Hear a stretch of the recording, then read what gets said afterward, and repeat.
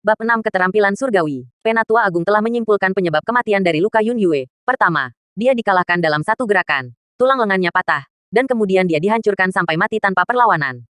Chen Li membuat kesalahan tapi juga banyak membantuku. Kalau tidak, dalam duel 4 hari kemudian, Yang Qing mungkin benar-benar dibayangi oleh Yun Qingyan.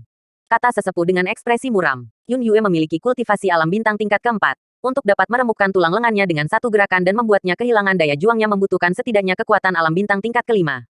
Tetapi 3 hari yang lalu, Yun Qingyan berada di ruang konferensi, tetapi mengatakan bahwa dia hanya memiliki kekuatan dari dunia bintang tingkat ketiga. Yun Qingyan, aku tidak berharap bertemu denganmu dalam 3 tahun. Kamu tidak hanya menjadi begitu fasih, tetapi bahkan, Penatua Agung tertawa. Sayang sekali kamu Yun Qingyan tetap salah perhitungan. Anakku Yang Qing telah melangkah ke dunia bintang tingkat ke-7 setengah bulan yang lalu. Yun Qingyan tentu saja tidak tahu bahwa Penatua Agung akan menarik begitu banyak kesimpulan dari mayat Yun Yue. Setelah melihat sepupunya Yun Xuan, Yun Qingyan juga meninggalkan halaman. Setelah berhari-hari sejak dia kembali, dia belum mengunjungi keluarga Yun. Rumah keluarga Yun sangat besar. Tidak hanya memiliki bebatuan, danau buatan, tetapi juga taman, arena seni bela diri, ada banyak halaman dan loteng lainnya. Yun Qingyan pertama kali datang ke lapangan seni bela diri di alun-alun besar. Ada ratusan anak muda dari 5 hingga remaja yang berlatih seni bela diri. Ketika mereka masih muda, Yun Qingyan dan Keier juga sering menjadi pengunjung arena seni bela diri. Namun ketika mereka beranjak dewasa, mereka berhenti datang ke arena seni bela diri dan beralih ke seniman bela diri khusus untuk mengajar dan berlatih. Setelah meninggalkan arena seni bela diri, Yun Qingyan berjalan ke bagian dalam mansion dan berhenti di depan pintu paviliun Gongfa. Setelah lebih dari 10 menit, dia merasakan fluktuasi kekuatan spiritual yang kuat. Setelah kembali ke kota Tianyu selama berhari-hari, ini adalah pertama kalinya Yun Qingyan merasakan fluktuasi kekuatan spiritual yang begitu kuat. Tentu saja, kekuatan ini hanya untuk kota Tianyu dibanding di dunia peri. Fluktuasi kekuatan spiritual ini tidak ada apa-apanya. Yun Qingyan mengambil langkah dan berjalan menuju paviliun Gongfa. Paviliun Gongfa memiliki total 3 lantai, dan dekorasi interiornya sangat tua, penuh dengan nafas waktu. Benar saja, itu adalah master di alam bulan. Mata Yun Qingyan tertuju pada lelaki tua yang berbaring di kursi panjang. Menutup matanya dan pura-pura tidur, lelaki tua itu tampak berusia 80-an, dengan rambut putih, dan pipinya penuh kerutan yang tersapu oleh usia. Jika dilihat dari penampilannya saja, Anda adalah orang tua yang terlalu biasa. Weh, dia bukan orang yang menjaga paviliun sebelumnya, Yun Qingyan bergumam. Yun Qingyan pernah ke paviliun Gongfa berkali-kali sebelumnya, tapi ini adalah pertama kalinya dia melihat lelaki tua itu di tingkat alam bulan. Jika tidak ada salah, dia adalah penatua tertinggi yang dikatakan paman. Yun Qingyan bergumam lagi hatinya. Lencana identitas. Masih memejamkan mata, pria tua itu berkata. Kartu identitas hilang, kata Yun Qingyan. Paviliun Gongfa adalah salah satu tempat terpenting keluarga Yun. Jadi kartu identitas diperlukan untuk masuk dan keluar. Lencana identitas adalah sertifikat identitas anak-anak keluarga Yun. Dan informasi identitas mereka dicatat di atasnya. Ketika Yun Qingyan terlibat dalam badai antariksa, lencana identitasnya telah hilang. Weh, bagaimana bisa lencana identitas kamu hilangkan? Pria tua dengan tatapan santai itu tiba-tiba menunjukkan rasa jijik di wajahnya. Dan saat berikutnya, dia membuka matanya dan menatap Yun Qingyan, sambil mengeluarkan aura penindasan spiritual yang tak terlihat. Ini adalah paksaan para master alam bulan. Yang mengecewakan lelaki tua itu adalah bahwa Yun Qingyan sama sekali tidak terpengaruh oleh paksaan itu. Dan ekspresinya masih setenang air. Rasa jijik di mata lelaki tua itu langsung digantikan oleh keterkejutan. Meskipun dia tidak melepaskan semua tekanannya, itu bukanlah sesuatu yang bisa diblokir oleh anak berusia 17 atau 18 tahun. Tanpa sadar, lelaki tua itu menatap Yun Qingyan dalam-dalam.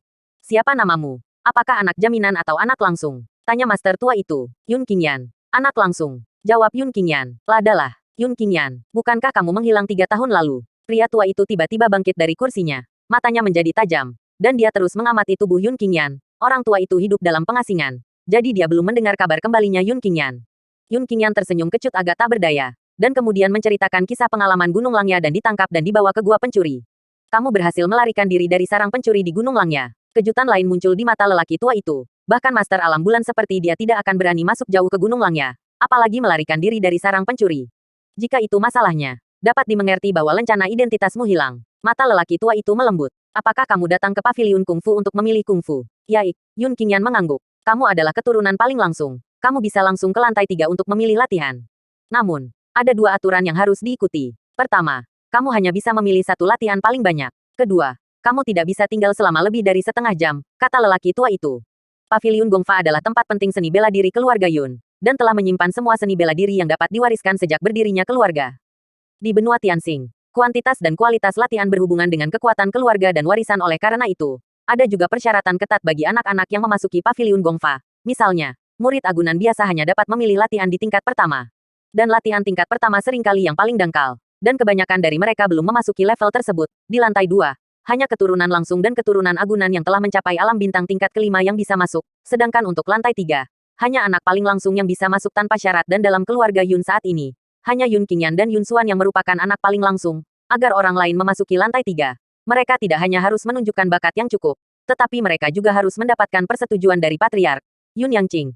Dia yang sekarang adalah jenius pertama dari keluarga Yun. Tetapi bahkan jika dia ingin memasuki lantai 3, dia harus disetujui oleh Patriark. Setidaknya ada ribuan latihan di lantai 1. Tetapi di lantai 2 jumlahnya dikurangi menjadi lebih dari 300. Di lantai 3 hanya terdapat beberapa buku lebih dari 30 buku yang masing-masing dikunci dalam kotak besi tertutup dan memerlukan kunci khusus untuk membukanya. Namun, meskipun jumlahnya kecil, masing-masing dari lebih dari 30 latihan tidak ternilai harganya. Dan semuanya adalah latihan tingkat manusia level tinggi. Di kota Tianyu, sebagian besar latihan tingkat manusia level rendah dapat dibeli di pasar. Mulai dari tingkat manusia level menengah, sangat jarang bahkan di pasar gelap. Kadang-kadang, 1 atau 2 salinan akan dibeli oleh 3 kekuatan besar dengan harga yang sangat tinggi. Adapun latihan level tinggi tingkat manusia, kecuali 3 kekuatan utama, tidak ada kekuatan lain yang dapat menunjukkannya, apalagi menjualnya. 7 jari bintang, teknik pedang meteor, telapak tangan 9 lipat, tinju gunung runtuh. Yun Qingyan melirik setiap kotak besi, dan di luar kotak besi, ada lembaran kertas, menandai nama latihan dalam kotak, dan fitur latihan. Dengan mentalitas bahwa dia lebih suka membunuh yang salah daripada melepaskannya, Yun Qingyan melepaskan kesadarannya, memasuki sebuah kotak besi dan membaca semua isi latihan. Hanya ada 1 buku, dan Yun Qingyan menemukan bahwa kesadaran spiritualnya tidak dapat melihat isinya. 100 perubahan roh monyet, tatapan dan kesadaran Yun Qingyan jatuh pada kotak besi di bagian akhir. Teknik transformasi ragam roh monyet, kungfu ringan tingkat atas manusia, bisa seringan burung layang-layang, menginjak salju tanpa jejak, dan sangat meningkatkan kemampuan praktisi untuk berlari, melompat, dan menghindar. Itu bisa berdiri di cabang pohon willow untuk waktu yang lama tanpa mematahkannya. Yun Qingyan bergumam dengan suara rendah, dan membacakan pengantar latihan di luar kotak besi. Aku tidak menyangka paviliun kungfu keluarga memiliki metode kungfu seperti itu. Pantas saja aku bahkan tidak bisa membaca isinya. Ini bukan lagi bagian dari kungfu ringan, tapi berdiri di udara. Berdiri di udara adalah kemampuan yang diimpikan oleh semua kultivator. Namun, bahkan yang terkuat di alam matahari tidak bisa berdiri di udara. Hanya makhluk bawaan yang bisa. Basis kultivasi Yun Qingyan saat ini telah jatuh ke level bintang. Dan tentu saja dia kehilangan kemampuan untuk berdiri di udara. Ini baru 3 menit, dan kamu telah memilih latihan yang bagus. Pria tua itu sedikit mengernyit, dan alisnya semakin mengernyit ketika dia mendengar bahwa Yun Qingyan ingin menggunakan 100 transformasi monyet. Yun Qingyan, jika Anda hanya melihat pengantar, keterampilan tubuh monyet roh yang selalu berubah benar-benar luar biasa, terutama kemampuan berdiri di cabang pohon willow untuk waktu yang lama tanpa merusaknya. Kemampuan ini bahkan didambakan oleh saya orang tua. Namun, kesulitan mengolah teknik transformasi roh monyet adalah beberapa kali, atau bahkan puluhan kali, dari kungfu ringan pada tingkat yang sama. Setidaknya di keluarga Yun, tidak ada yang pernah berhasil mempraktikkannya. Meskipun alis lelaki tua itu berkerut, dia tetap memperingatkan kesabaran. Weh, begitukah? Yun Qingyan mengangguk ringan, dan tidak ada kejutan di matanya, karena teknik transformasi ragam monyet sama sekali bukan kungfu tingkat atas manusia, tetapi kungfu tingkat atas tingkat surga. Siapapun yang merupakan seniman bela diri tahu bahwa semakin tinggi level keterampilannya, semakin sulit untuk berlatih. Sebagai metode kultivasi tingkat tertinggi di benua Tianxing, metode kultivasi tingkat surga sulit untuk dikembangkan.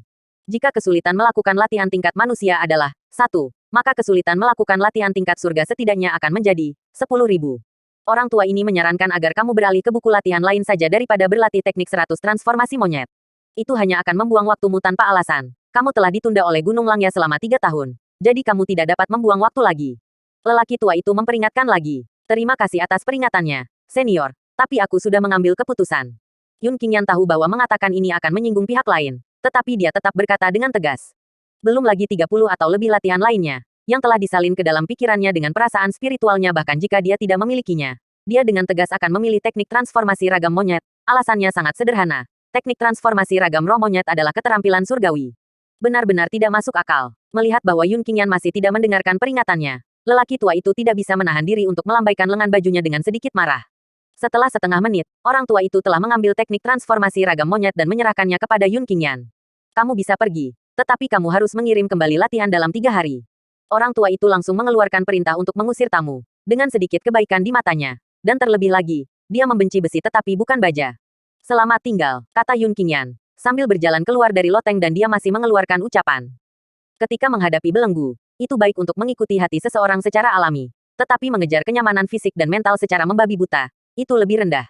Seluruh proses kultivasi memperhatikan kombinasi kerja dan istirahat. Tetapi tidak ada yang tahu bahwa kerja berlebihan akan menyakitkan. Dan waktu luang yang berlebihan akan musnah.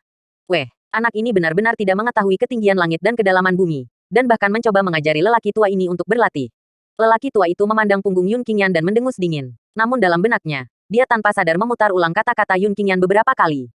Terlalu banyak pekerjaan akan menyakitimu. Terlalu banyak pekerjaan akan membunuhmu. Terlalu banyak pekerjaan akan menyakitimu. Terlalu banyak pekerjaan akan membunuhmu. Setelah mengulanginya beberapa kali, cahaya terang tiba-tiba muncul di mata lelaki tua itu. Dan dia merasa tercerahkan. Seolah-olah semua pertanyaan tiba-tiba menjadi jelas.